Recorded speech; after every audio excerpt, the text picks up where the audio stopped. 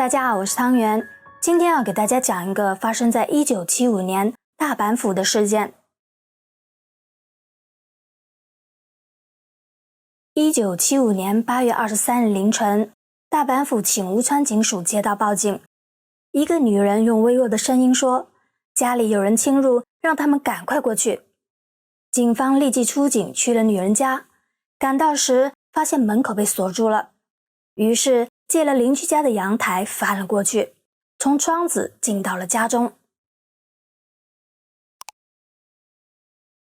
女人已经没了呼吸，她的丈夫身受重伤，非常衰弱。她告诉警察，侵入者是一个男人，不过没开灯，看不清脸。之后丈夫被送去了医院，第二天抢救无效。这对夫妻刚结婚不久，丈夫叫泽田新平，23岁，妻子叫美智子，22岁。两人3个月前刚刚搬到这个小区。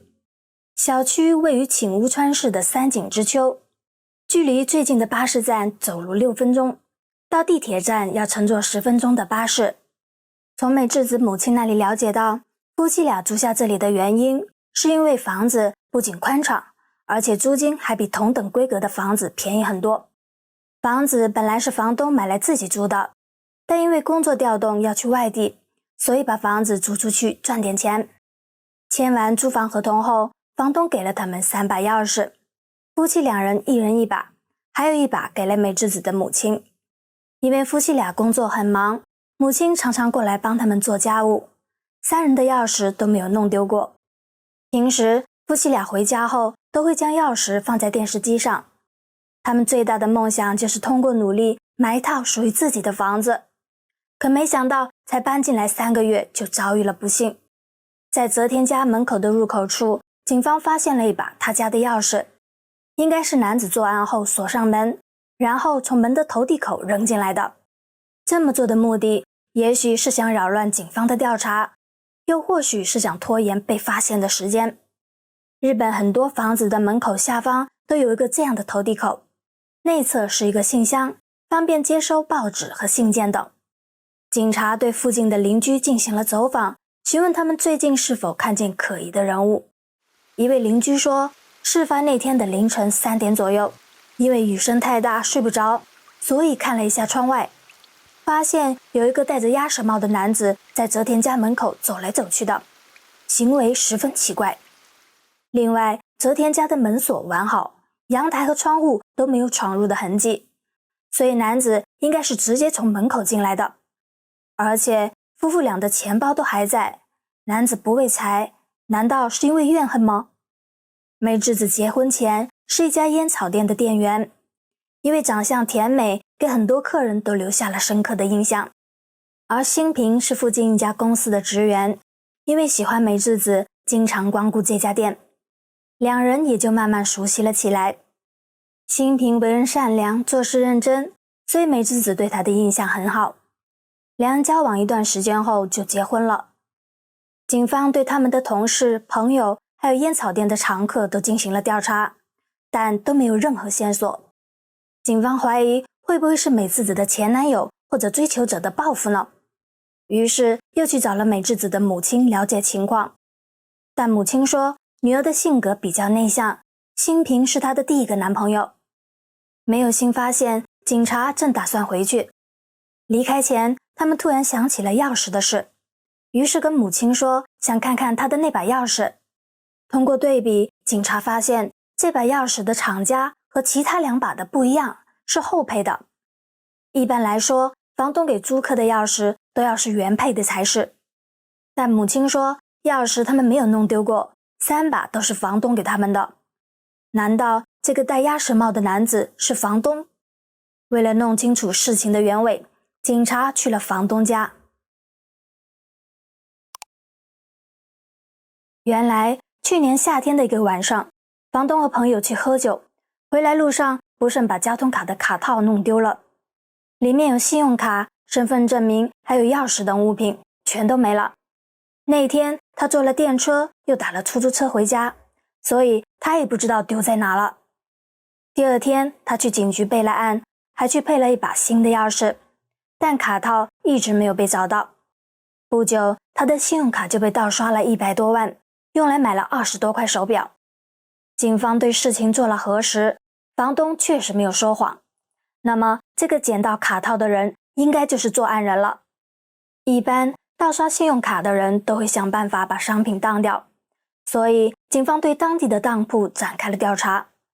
在日本典当物品时，除了要提供身份证明之外，成交时还要在交易卡上盖章或者按手印。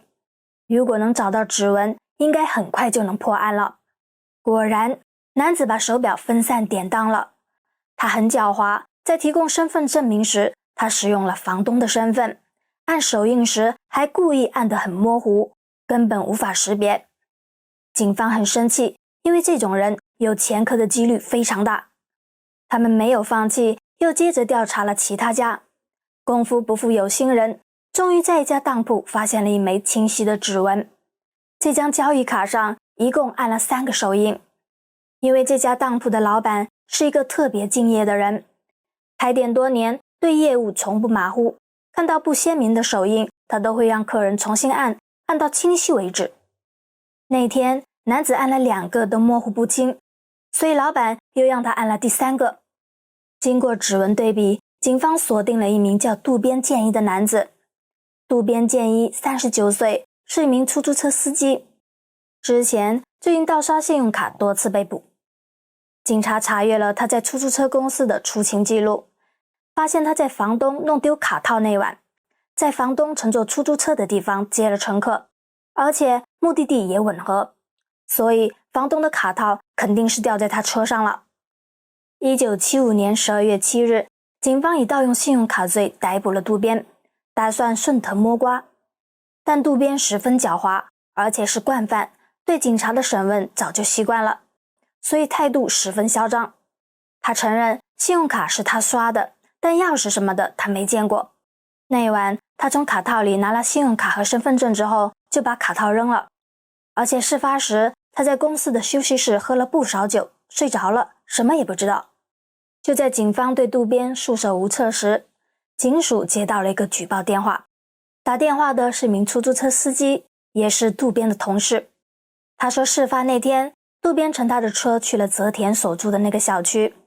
不过渡边当时似乎在想东西，完全没有注意到他，所以他也没有打招呼。